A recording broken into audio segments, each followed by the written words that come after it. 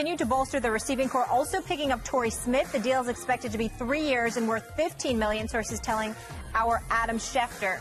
Stephen A., what kind of threat are the Eagles in the NFC East now? Oh, I think the Philadelphia Eagles are a legitimate threat. I mean, listen, first of all, the NFC East is highly competitive. Secondly, Dallas is never the lock that everybody thinks they are because we never know what's going to happen with them. Certainly injuries are a possibility, or dare I say distractions that could lead to players being ineligible to play. I mean, we have to take that into consideration. Then with the New York Giants, their offensive line and absence of a running game is always of interest to competitors within the division. The Redskins have proven to be the most dysfunctional bunch in the division based on what's happening with their GM, what's happening with their quarterback situation, and how the exodus of Pierre Garçon, Deshaun Jackson, Chris Baker, and others just seem to be happening while Jay Gruden, of all people, gets a contract extension. So that leaves us to the Philadelphia Eagles. Their defense improved mightily under Doug Peterson now that Chip Kelly was gone, because you actually had a head coach that paid attention to things defensively and, more importantly, pace of play.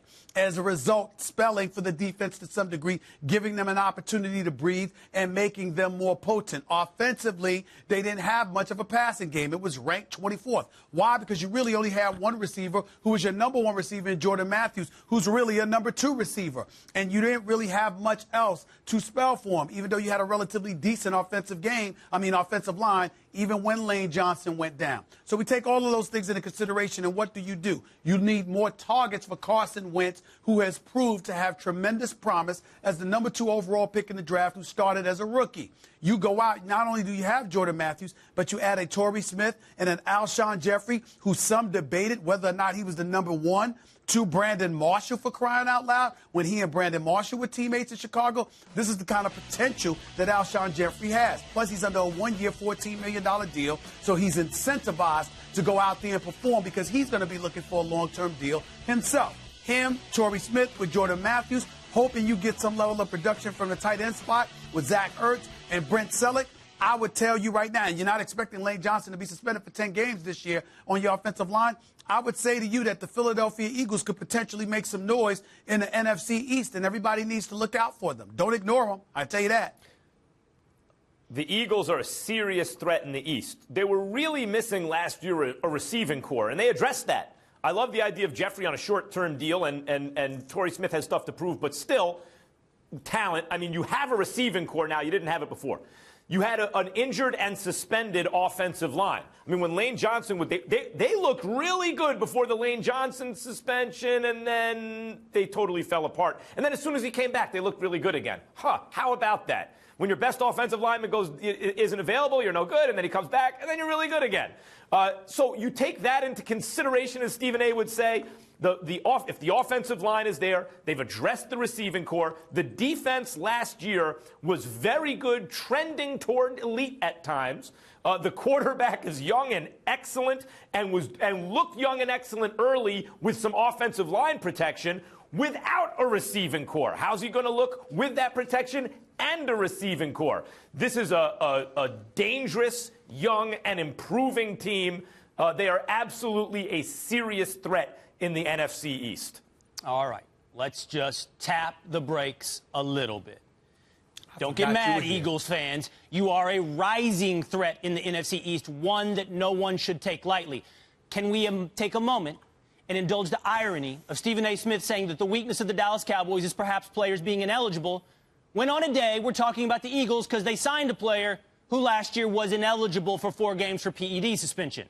So It's not like this is a Cowboys unique problem, and it's in fact a problem the Eagles might have to address or watch or monitor this year with Alshon Jeffrey, as just last year he made himself unavailable to the team he played for.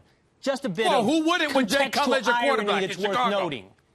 All right, but here, to this deal, and that was serious, but this is also serious. This does make me concerned as a Cowboy fan because this is smart. This is smart football. It's smart for 2 reasons. Number one, they're not really tying themselves to either Alshon Jeffrey or Torrey Smith under really burdensome deals. Max points out it's short-term with Alshon Jeffrey, and it's not that big of money for Torrey Smith. There is upside in both these guys. To be fair, let's put it in also context. Tom Waddle, who has a radio show in Chicago, described Alshon Jeffrey as a number 2 receiver. that he played his best when he had a number one, Brandon Marshall, on the other side of him, that he has yet to put himself in the category of showing he's a number one. But why not bet on that upside? Give him a one-year deal, which they did, which is not too financially burdensome. Bring in Torrey Smith, see if he can be who he was with the Ravens, not who he was with the Niners. And here's the best part. Smart money-wise, smart chess playing. The Cowboys are the team to chase. In the NFL, too many teams play copycat. If the Cowboys win by running, we need a running back. If they have a strong offensive line, every team drafts offensive linemen up high. Well, if you are playing a team that runs the ball, you're going to have to throw it at times. You're going to be playing from behind, most likely. You got to play. And the Cowboys have gotten significantly weaker in their secondary. Both the Giants and Eagles seem to have noticed and are counter-programming the Cowboys. Stephen A., let me ask you something, because I don't think that this team got any better. Do you honestly think now the Eagles, with these two pickups, can beat the Giants and beat the Cowboys? I get where they'd be ahead of the Redskins, but do you feel like they're a legitimate threat to those two teams? Molly, they did it at the end of the season last year. Well, I believe she asked me the question, Max Kellerman, not Max Kellerman. And let me answer it for you. You can both Anybody in the NFC East playing one another can beat one another. That's just the way it goes in the NFC East. Now, you look at the Philadelphia Eagles, I think with the acquisition of 2 additional wideouts, you got to remember, Molly, Nelson Aguilar, I mean, this is a dude that was healthy. And they benched him. He was supposed to be your number 2 receiver, and they benched him because of his lack of productivity. So you really, if you're Carson Wentz, you really didn't have prime targets. And the Eagles, for the first half, for the first 10, 11 weeks of the season, were highly competitive and right in the thick of things. We can't forget that. So by adding 2 wideouts, I think that goes a long way towards really elevating them. And it does give you cause to pause and be somewhat concerned. And give Will credit where credit is due. It's rare that he deserves it, but he's entitled to a rare moment every now and then. He makes a valid point about the Dallas Cowboys secondary and how others have counted, and Will deserves a rare moment of credit. So I want to be the fair-minded individual Molly, that I am. not that allow me to answer the question. Yeah, Max, Molly, you jump in. You think they can beat the Giants and the Cowboys? Allow me to answer the question. I don't know if he answered the question. I will answer the question for you. I did answer the question. Late in the season, the Eagles beat the Cowboys and the Giants. You know, they did it. And no, the Cowboys didn't have a whole lot to play for, but the Eagles beat them. And they did it when Lane Johnson came back. And early in the season, they had one of the best point differentials in the NFL with Lane Johnson. Now, is he that much of a difference maker? Maybe not, but he's very good, and he's a tipping point. He represented a tipping point on that offensive line. When Carson Wentz has sufficient protection, even without a receiving core, they were among the best teams in football early in the season, at least according to point differential, which is, goes into wins and losses, and toward the end of the season beat their NFC East rivals soon as he got back. So the answer is yes, absolutely. They'd be a threat without those receivers, but they got those receivers. All right. Let's move on, though. We want to go to the bottom of the division, or what appears to be the bottom of the division, with